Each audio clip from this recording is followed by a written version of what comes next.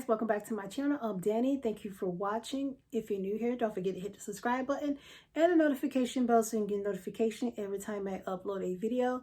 I took my first cruise on the Carnival Radiance, and these are the 10 things I did not like about my trip. Number one was the long wait in the main dining room. I don't know if they were understaffed, but I literally was waiting one night in the main dining room to get my food, maybe like almost an hour after I was seated.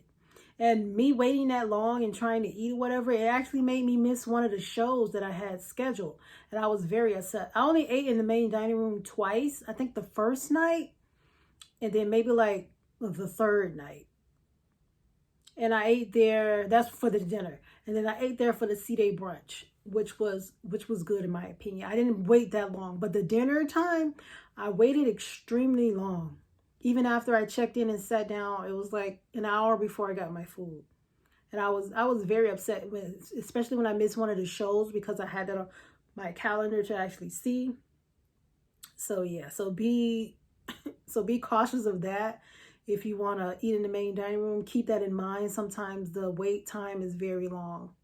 Number two is too many good events was happening at the same time. I didn't like that because it made me kind of like pick and choose which event to go to, and sometimes the event was not like repeating, so I can see if it was like a second time they was having an event and I could just attend it maybe the next day or whatever. But most of the time it's only just that one time, so if you miss it the first time, you're just like out of luck.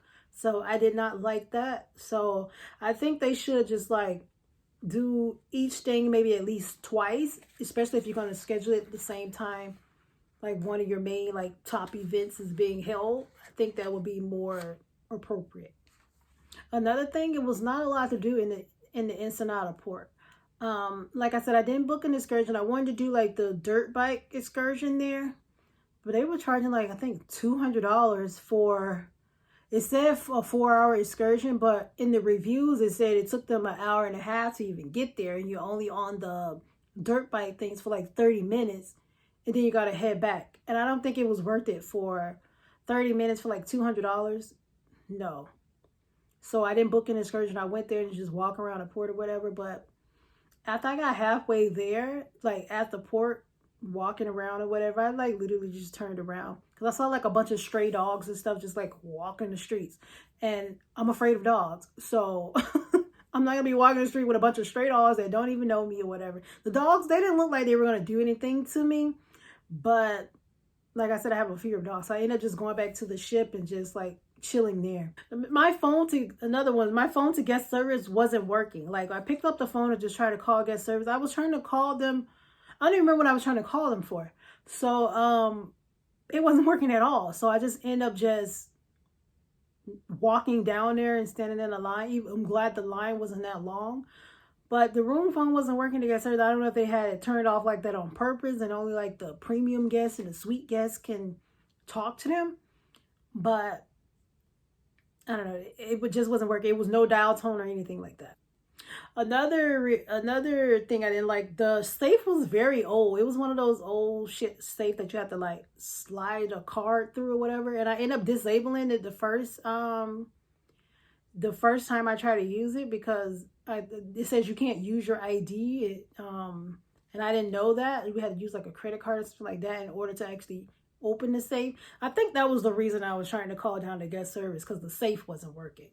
And I ended up getting in touch with my room attendant or whatever. He came by, but I ended up going to guest service anyway so they can reset it. So yeah, it wasn't like one of those safe that you could just type your little four-digit passcode. You actually have to slide a card in order to open it and unlock it, unlock it. So that was very strange to me. Another thing I didn't like, people were taking your plates. Like, say if it's in like in the main dining room, you know how like, well, a buffet or whatever.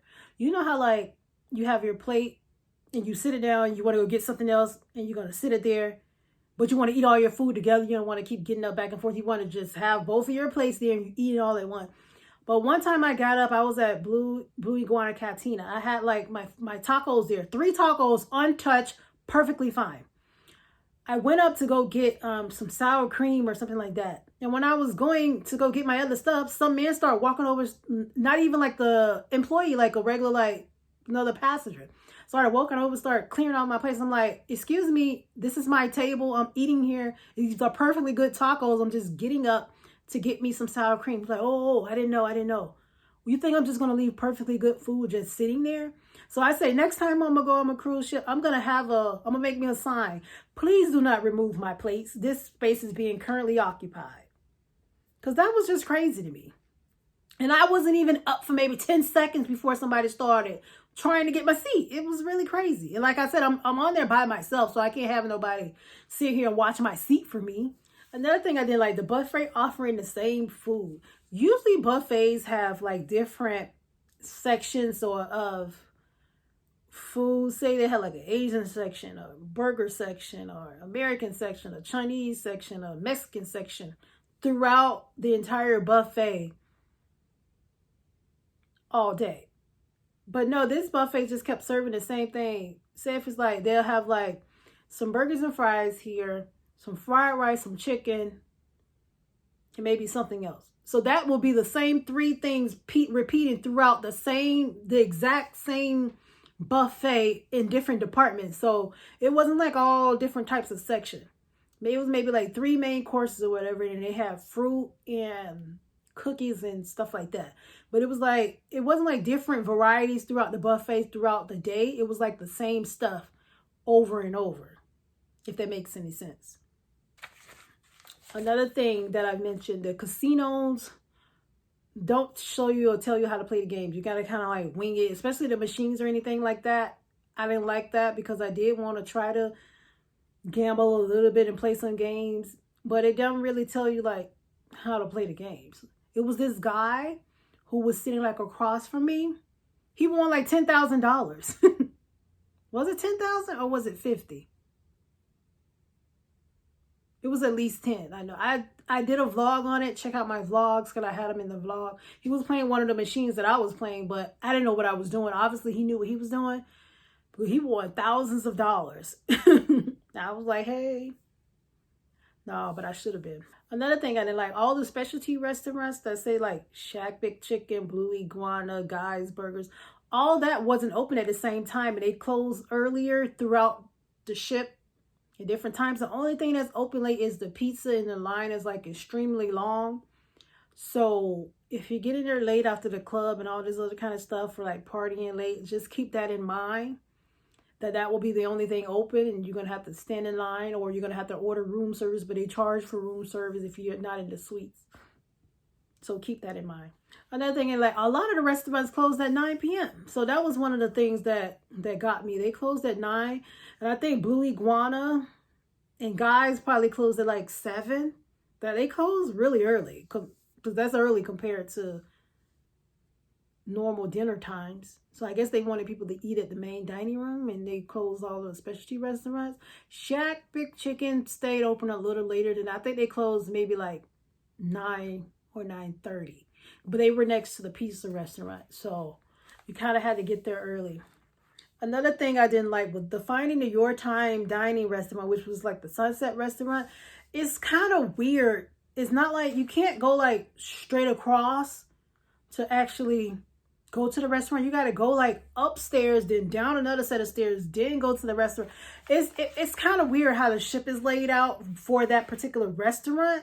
And it was kind of crazy because the 2 times that I ate there, it maybe took me maybe 15-20 minutes to actually find it. Even when they gave me the directions, it still was kind of like weirded off. And you can see other passengers looking for that restaurant too. We're all wandering around looking kind of crazy.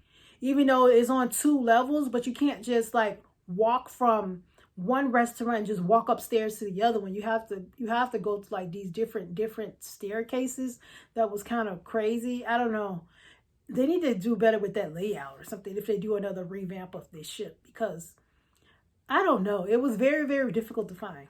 And another thing I didn't like, the last thing, the music was extremely loud on the Lido deck. Like I could barely hear myself speak. And if you're trying to vlog and all that stuff, and so you won't get a copyright, you have to go to like a different place, because it was like blaring loud. Even if you're sitting next to somebody else, you can barely hear what they're saying because the music was like extremely, extremely loud. I think you should keep it like at a normal level of like music or whatever. I can't really explain it, but yeah, so those are the 10 things that I did not like about the Carnival Radiance. Will I take this ship again? Yes.